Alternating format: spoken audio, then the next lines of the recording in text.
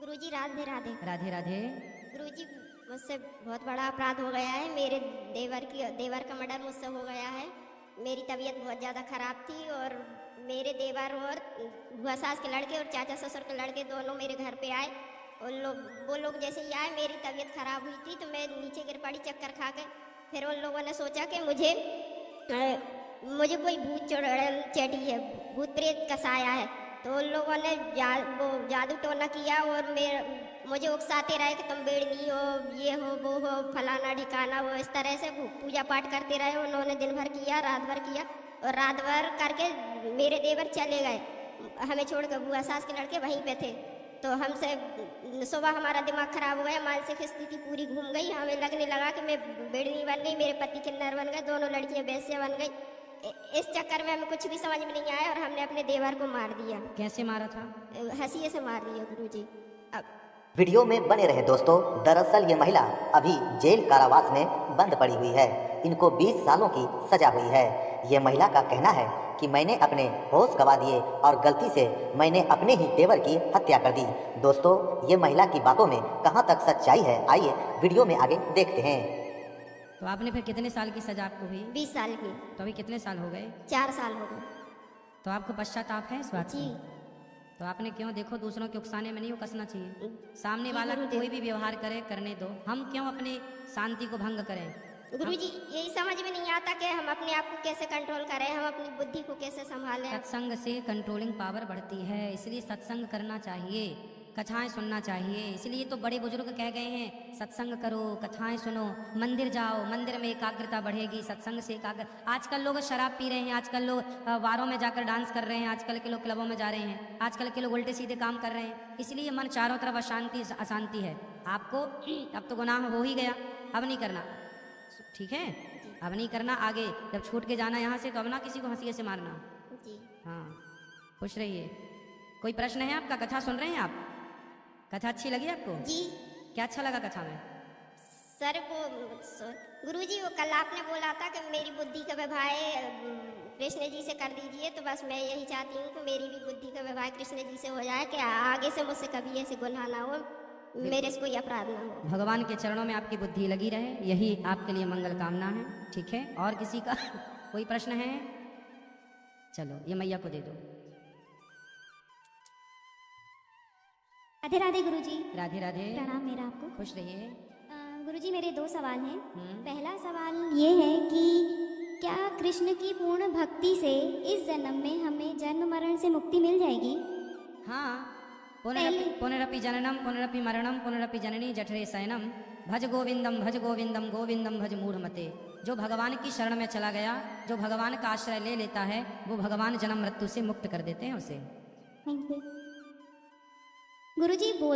मतलब आप बोलते हैं कण कण में भगवान है, हर इंसान के अंदर भगवान है जी। तो जब हमारी किसी इंसान से अनबन होती है तो हमें क्या सोचना चाहिए कि हम उस टाइम शांत हो जाएं? क्योंकि वो ख्याल नहीं आता कि इसके अंदर ईश्वर है, तो हम ईश्वर से क्यों अनबन कर रहे हैं? इसलिए सत्संग करके ये ज्ञान अर्जित करना चाहिए कि सब में ईश्वर है। हम ना काहू से दोस्ती ना काहू से बैर, कबीरा खड़ा बाजार में सबकी चाहे खैर। ना दोस्ती भली जगत की ना दुश्मनी भली जगत की, प्रेम भगवान से कर लो, संसार जीवन है गुजार लो भगवान का चिंतन करते। लड़ाई झगड़ा करके भी क्या मिलना है? यदि आप हमें गाली दे रहे हैं, कोई आपको बुरा कह रहा है, आप चुप रहिए। देखिए कुत्ता आपको काटता है या कुत्ता आपको देखकर भौंकता है, तो क्या आप भी कुत्ते को देख के भौंकने लग जाते हैं? कुत्ते का स्वभाव ही है भौंकना, कुत्ते का स्वभाव ही है काटना। तो क्या हम भी कुत्ते की तरह हो जाएं? सामने वाला दुष्ट है तो उसका स्वभाव वैसा है, क्या हम भी उसकी तरह हो जाएं? इसलिए सामने वाला कैसा है वो रहा आए। दुष्ट अपनी दुष्टता नहीं छोड़ता, तो सज्जन को भी अपनी सज्जनता नहीं छोड़नी चाहिए। गुरुजी वो जब परिवार के लिए जब बोलते हैं ना गलत शब्द, तब जाके हम उस क्रोध में आते हैं, तो वो क्रोध को कंट्रोल नहीं कर सकते। क्रोध को कंट्रोल विवेक के द्वारा होगा। सत्संग करेंगे। देखो क्रोध के कारण ही तो आज ये स्थिति आई। आप क्यों आए जेल के अंदर? मैं हस्बैंड के मर्डर केस में हूँ। तो आपने पति को मार दिया? नहीं। फिर? वो प्रॉपर्टी के वजह से मेरे इन-लॉज ने मेरा इन्वॉल्वमेंट बता के मुझे यहाँ पे भेजा है। तो पति की मृत्यु कैसे हुई? किसी ने की है मृत्यु। किसी ने की? मारा किसी ने? जी। तो जिसने मारा वो जेल आया कि नहीं? हाँ जी, अभी वो मतलब बाहर हैं जिन्होंने मारा तो था। फिर आप कैसे अंदर हो गए? मेरी भी बेल होने वाली है। नहीं तो आप जेल कितने दिन रहे जेल के अंदर? मुझे यहाँ पे लगभग 9 साल हो गए। तो 9 साल आपने जेल की सजा पाई तो आखिर आपने गुनाह किया होगा तब ना पाई। नहीं सर, मैं झूठ नहीं बोलूँगी क्योंकि सत्य बोलना मुझे भी पसंद है। तो मैंने मर्डर नहीं किया है, ना ही मेरा इन्वॉल्वमेंट है। आपने जैसे बताया ना बस कि आ पिछले बता जन्म दिया का। किसी ने आपको। जी, चलिए, तो व्यर्थ में ही आप निर्दोष हैं और आपको सजा मैं ये समझ चुकी हूँ कि पिछला कुछ रहा हुआ है जो मुझे काटना है, तो जी। मैं खुशी खुशी भी काट रही हूँ। तो आप अब यहाँ से जाने के बाद खुशमय जीवन बिताइएगा, बिल्कुल। भगवान का चिंतन कीजिएगा। पर बच्चे हैं आपके? हाँ जी, गुड़िया है तो बेटी आप वहीं घर में हैं? ससुराल वालों के पास। अच्छा, चलिए, अब यहाँ से जाने के बाद आप कहाँ से स्टार्ट करेंगे अपनी ज़िंदगी? फिलहाल तो मैं अपने मायके में ही हूँ, उसके बाद तो सोचा हुआ है प्रोफेशन जो भी मैंने सर मैं उसी में आगे बढ़ूंगी। चलिए, भगवान आपको सुखी रखे। राधे राधे। गुरुजी, हम गुरु दीक्षा लेना चाहते हैं, कई महिलाएं हैं। तो गुरु दीक्षा देंगे कल सुबह 9 बजे रख लेंगे कार्यक्रम। कल 9 बजे वहाँ है तो 10 बजे यहाँ रख लेते हैं। कल 9 बजे पहले यहाँ कर लेते हैं, फिर वहाँ कर लेंगे। कल 9 बजे जिनको भी गुरु मंत्र लेना है, कल सुबह 9 बजे यहीं पर। धन्यवाद। राधे राधे। गुरुजी, जी राधे राधे।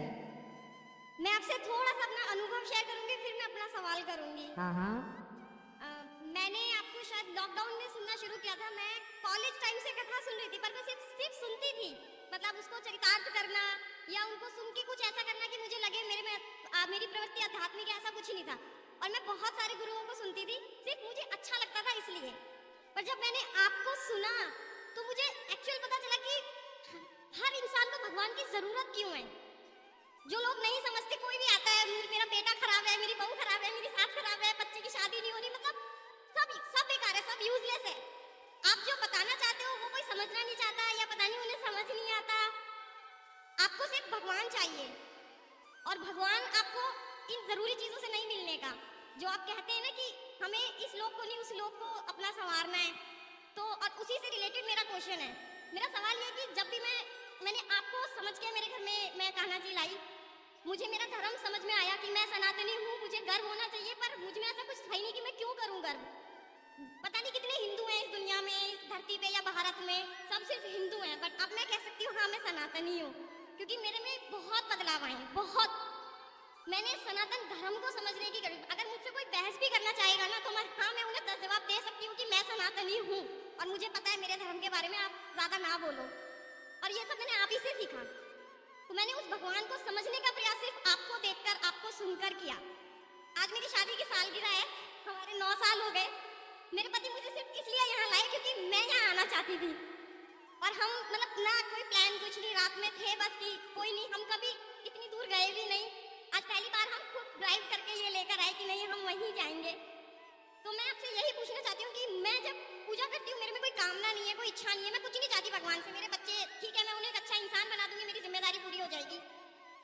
पर मुझे उस समय से डर लगता है कि अगर मुझे मृत्यु आए या वो जो कलयुग का अंत समय आने वाला है, मैं उसमें रहना नहीं चाहती, मुझे वो बहुत भयानक लगता है। तो मुझे ऐसा लगता है कि कहीं मैं डर के मारे भगवान की पूजा तो नहीं कर रही। मतलब अगर डर है तो क्या वो सही है या गलत है, क्योंकि मैं निस्वार्थ करना चाहती हूँ, पर मुझे डर लगता है उस समय से कि मैं उस समय में रहना नहीं चाहती। प्रभु मुझे बुला लेना आप, फिर चाहे जहाँ मर्जी रखना, अपने पास रखना बस। ना मैं वापस आना चाहूँ, ना मैं उस कलयुग के उस समय को देखना चाहूँ जो लोग समझना भी नहीं चाहते। आप आज नहीं समझोगे, आने वाला समय इतना भयंकर है, आप उसकी कल्पना भी नहीं कर सकते। तो ऊपर तो कितना भयंकर रहा होगा, उस लोक में तो आप सोच भी नहीं सकते कुछ उसके बारे में। तो मेरा वो जो डर है वो गलत है या सही है, मैं यही आपसे पूछना चाहती हूँ।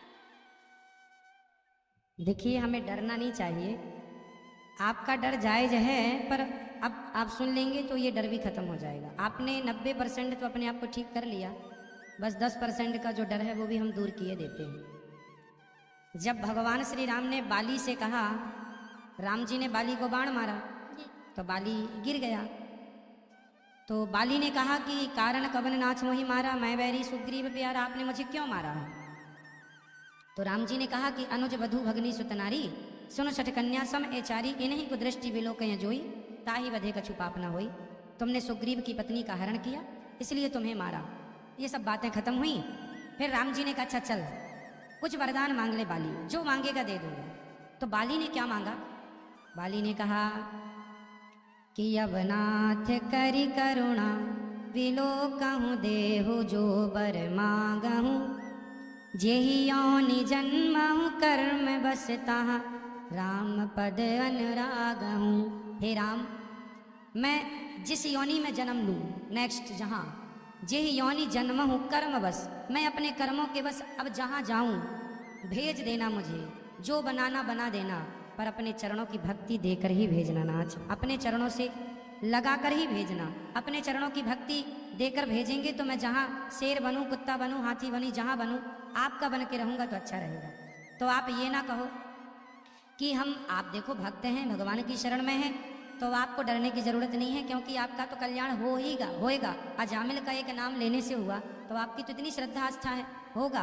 पर फिर भी किसी कारणवश यदि आना पड़ा तो फिर भगवान से यही प्रार्थना हम करें कि हे नाथ आप भेजना हमें, पर अपना बना के भेजना, अपना सेवक, अपना दास, अपनी भक्ति देकर भेजना तो अच्छा है। और जब विश्वास कर लिया भगवान पर तो डरने की जरूरत नहीं। जहाँ डर है वहाँ विश्वास नहीं है, और जहाँ विश्वास है वहाँ डर नहीं है। इसलिए जब मान लिया कि भगवान हमारे हैं, रक्षक हैं, तो फिर डरने की जरूरत नहीं है ना। इसलिए निडर होके बस आप तो निष्काम है ही, कामना तो है ही नहीं, बस डर समाप्त कर दो ये सोच के कि हमेशा आपके संग भगवान हैं। प्रहलाद जी को हिरण्यकश्यपु ने कितना परेशान किया, पहाड़ से फेंका, आग में जलाने की, जहर दे के मारने की, हाथी के पांव के नीचे दफनाने की सारी कोशिश की। प्रहलाद जी डरे नहीं, क्योंकि उन्हें विश्वास था कि हमारे भगवान हमारे रक्षक हैं। जब रक्षक वो हैं तो मारे कौन, इसलिए विश्वास पक्का कर लो, डर अपने आप खत्म हो जाएगा। भगवान पर विश्वास। धन्यवाद गुरु जी। खुश रहिए, खुश रहिए। गुरु जी बहुत सुंदर, अच्छा लगा आपसे बात करके। आपके जीवन में इतना सारा बदलाव हुआ जो बहुत मैं आपको मतलब शायद मैं शब्दों में वो चीज कह भी नहीं पाऊंगी जो मैंने अपने आप में अनुभव किया है। मतलब अगर आप अच्छे, बहुत सारे लोग हैं जो कहते हैं कि हाँ हम अच्छे इंसान हैं, और मैं सबको यही कह के चलती हूँ कि हाँ मैं बुरी हूँ क्योंकि मैं सब कुछ कह देती हूँ। लेकिन आपसे जुड़ने के बाद जुड़ा हुआ ही कहूंगी मैं। अभी आपको मैं चाहती हूँ कि मैं आपको दीक्षा गुरु बनाऊं, पर अभी पता नहीं लगता है कि थोड़ा और समय में उस आपके उस गुरु भाव में या उस श्रद्धा में मैं अपने आप को और अभी पकाना चाहती हूँ।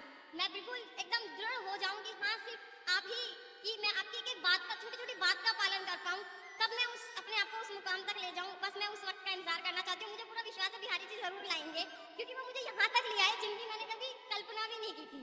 सही कभी नहीं की थी। मैं बस मेरे पति कुछ पूछना चाहते हैं, एक बार उनसे पूछ लीजिए।